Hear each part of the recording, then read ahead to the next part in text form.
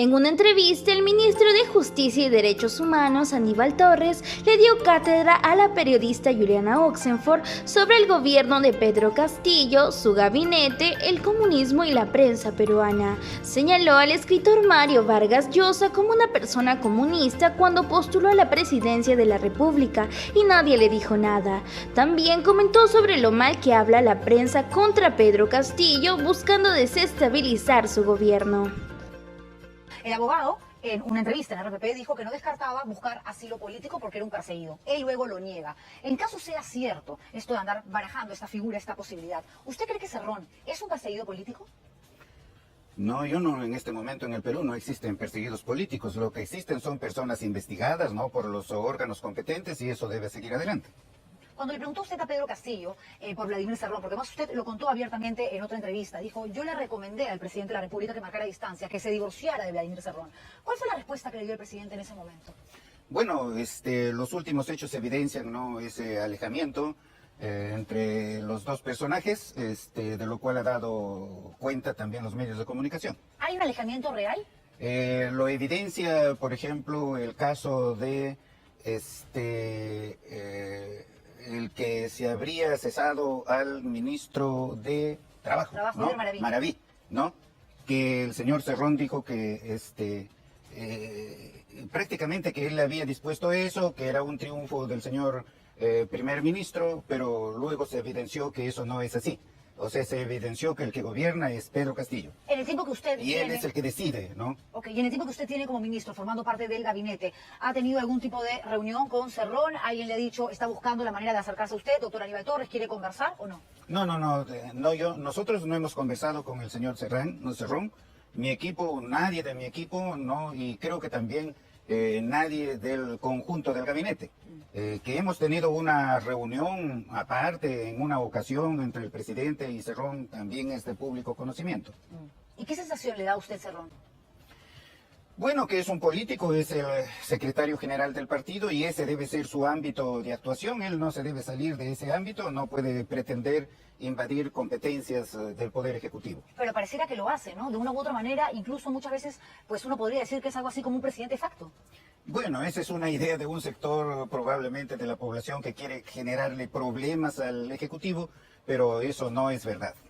Pero lo que sí es verdad es que Vladimir Cerrón está desesperado porque se ejecute su ideario, que no es necesariamente el plan de los 100 días que elaboró Pedro Castillo cuando todavía estaba en campaña con Hernando Ceballos, con Pedro Franque, es decir, una propuesta de izquierda, pero una izquierda renovada, una izquierda con un perfil bastante más liberal y no la trasnochada, ¿no?, que es la que maneja y la que concibe ideológicamente el propio Vladimir Cerrón. ¿Usted cree que él realmente se va a quedar tranquilo si es que lo apartan, si es que las cosas que él puso sobre la mesa, el presidente de la República no llega a concretar? Todos los peruanos conocemos, los periodistas conocen, que por parte del Ejecutivo no hay ningún gesto que demuestre que se está llevando a cabo una política marxista, leninista, comunista, no hay nada de eso. No es malo que en el Perú las personas sean comunistas, pero Pedro Castillo y el equipo que lo acompañamos no somos comunistas. El comunismo no está colocado al margen de la ley en el Perú, ¿no? Pero nosotros no formamos parte de eso y nuestro comportamiento evidencia claramente que no es así. Estamos demostrando con toda precisión, ¿no?, que si bien es cierto somos de izquierda, pero en materia económica seguimos la economía social de mercado que se sigue en la mayoría de países europeos. Por supuesto que se está trabajando para el bien de todos los peruanos, especialmente para los más necesitados. Lo que usted dice es cierto, pero también es cierto, doctor Torres, que hay otro grupo, incluso al interior del gabinete, empezando por el premier Guido Bellido, que sí comparte una ideología marxista, leninista, comunista. Él es una persona que sigue a Vladimir Cerrón, no necesariamente a Pedro Castillo. Es alguien que comulga con Tito Rojas. Tenemos a un ministro de Trabajo como Iber Maraví, que en el año 2019 ingresaba al Ministerio de Educación a reuniones con Tito Rojas, quien es además fundador del Movadef, alguien que forma parte también del CONARESUTEP y que también en su momento fue llegado al presidente de la República. Entonces esta dualidad, por decirlo de alguna manera, es lo que genera incertidumbres sobre la población, que no saben hasta qué punto este va a ser un gobierno de izquierda sano, porque la izquierda no tiene que ser el cuco de la historia, si no veamos algunos países europeos, pero tienen miedo de que la cosa se vaya más lejos si se sigue la línea trazada por Vladimir Cerrón y quienes son los que acompañan ese pensamiento, esa visión de país, que están también dentro del gabinete. Bueno, pero aclaremos de una vez esto en el país. ¿Quiénes son los que manifiestan eso? Es la ultraderecha, acompañada, por supuesto, por un gran sector de la prensa. el caso del señor Tito Rojas. No me explico por qué ahora la enorme crítica al gobierno actual porque ha visitado una dependencia del Estado. Y cuando lo hizo, las veces que lo hizo en los regímenes anteriores, ¿la prensa dijo algo? No dijo nada. Ahora, y ampliemos un poquito más esto, transparentando el pueblo. El señor Mario Vargas Llosa, en San Marcos fue comunista, postuló a la presidencia de la República, tuvo el apoyo pleno de la prensa, no, nadie lo criticó por su actuar en la universidad, o sea, cuando era joven. Si hubiese ganado las elecciones, nadie lo iba a imputar algo sobre eso, nadie.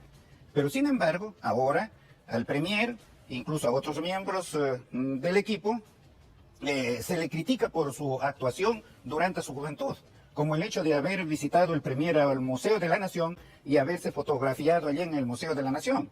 Si yo, por ejemplo, yo puedo tener fotografías que he concurrido en muchos museos. En un museo europeo, por ejemplo, me he podido fotografiar junto allí a la fotografía de Hitler, y no por eso soy nazista, o junto a la fotografía de Benito Mussolini, y no por eso yo soy un fascista. De acuerdo, ¿no? Pero el tema pasa por los vínculos, los nexos que hay de integrantes de Perú Libre, el propio Guillermo Bermejo, quien está siendo investigado por terrorismo, el propio Guido Bellido, quien también tiene una investigación pendiente por apología al terrorismo, Tito Rojas, más allá de tomarse una foto, que bien puede explicar y decir fui a un museo y la explicación que usted acaba de dar es cierta, no podría, digamos, ir más allá, o no debería, sí.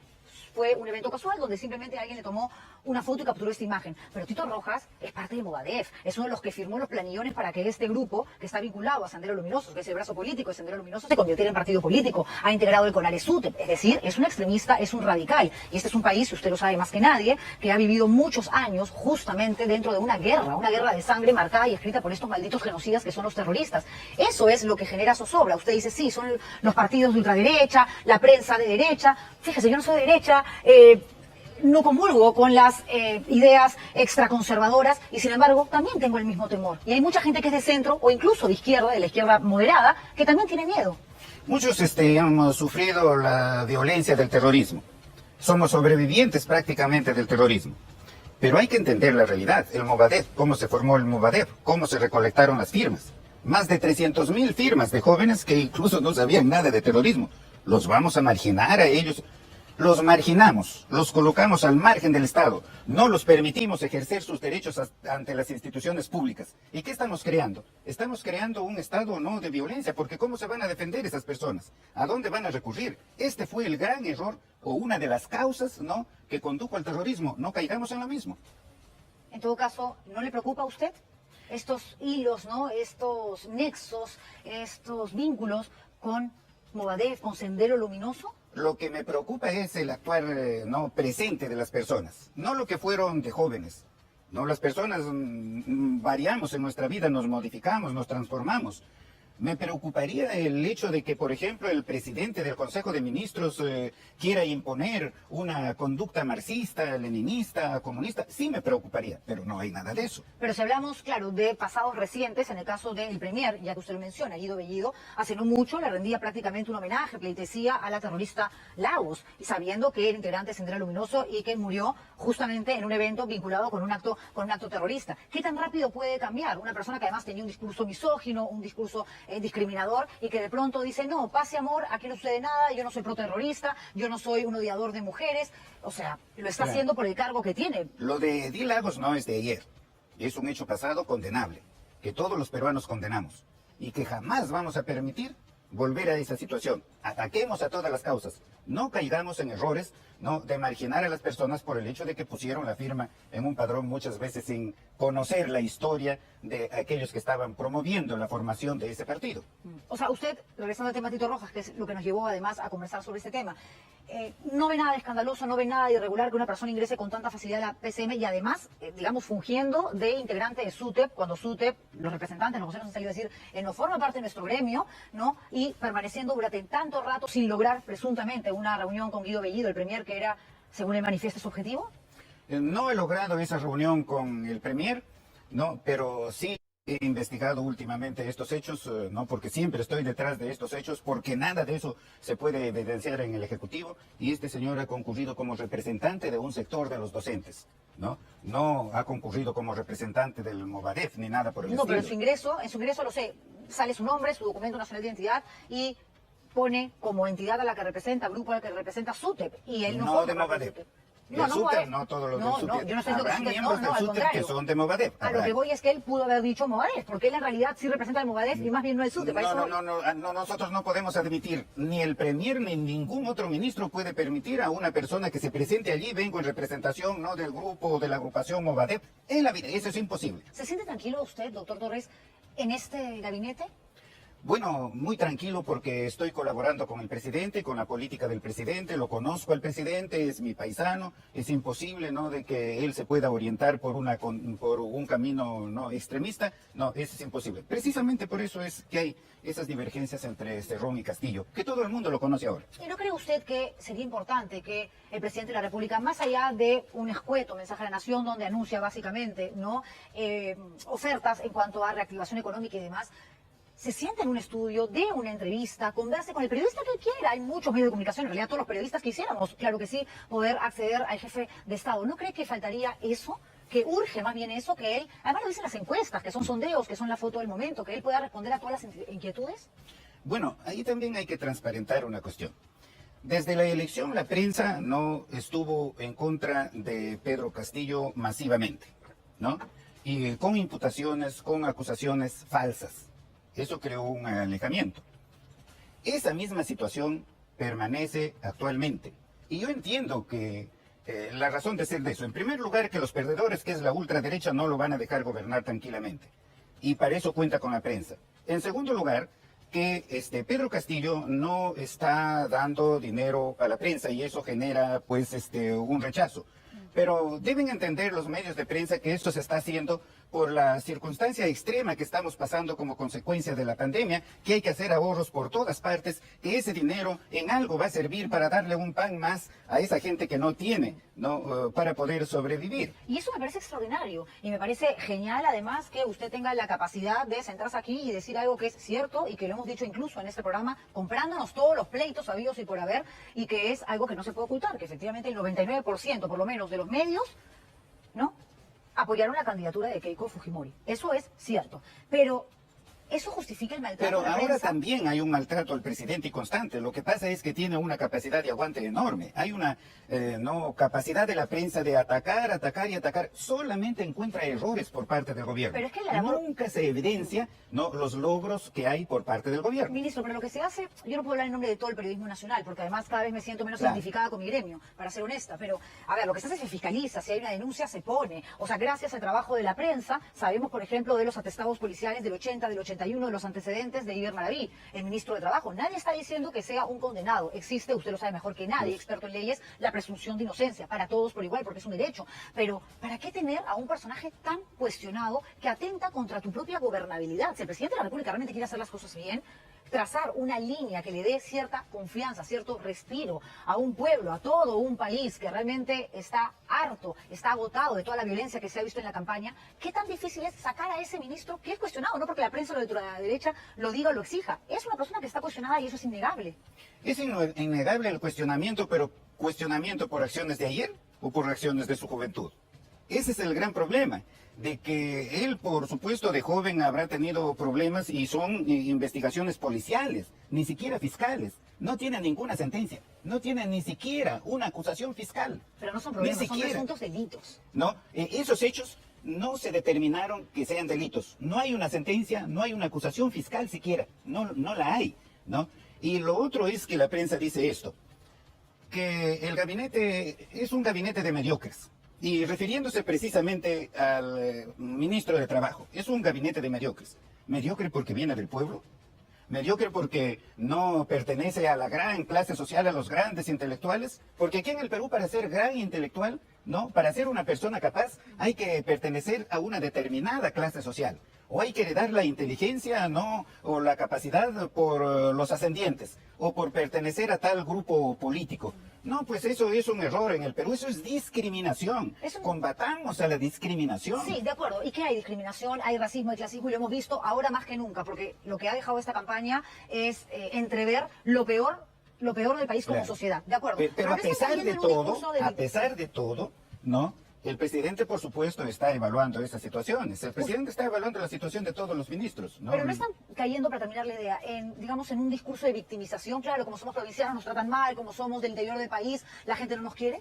No, en absoluto. En absoluto. Nosotros no tenemos ese complejo. Si tuviéramos ese complejo, yo no podría estar hablando con normalidad frente a usted. No, nosotros no tenemos eso. Nosotros no diferenciamos a las personas por su condición social, por su poder económico. No, Pedro Castillo es el gobernante de todos los peruanos. Observen ustedes la composición del gabinete, y en la composición del gabinete hay de todo. Si pasara por usted la decisión, ¿mantendría a Iber Maraví? No me dejaría dominar por la prensa. Porque es una cuestión de discriminación.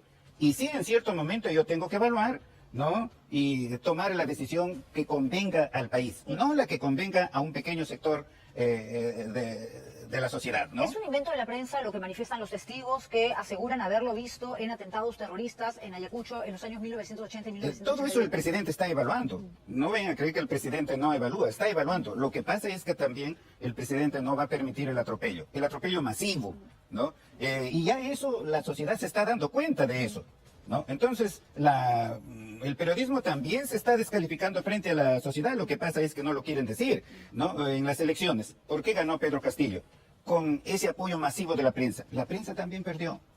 De manera que es mejor trabajar conjuntamente, unidos todos, la clase de los ricos, de la clase media, la clase pobre, aunque algunos dicen que eso no existe, eso es falso porque en la realidad está ahí, todos conjuntamente, no nos podemos discriminar ninguno. Tiene una postura usted sumamente crítica con la prensa, ¿eso justifica el trato del presidente de la República, incluso cuando era candidato, de azuzar los ánimos en un mitin y que luego sus militantes golpeen a un reportero que ahora coloque cordones negros para que nadie se le acerque? Lo condeno plenamente.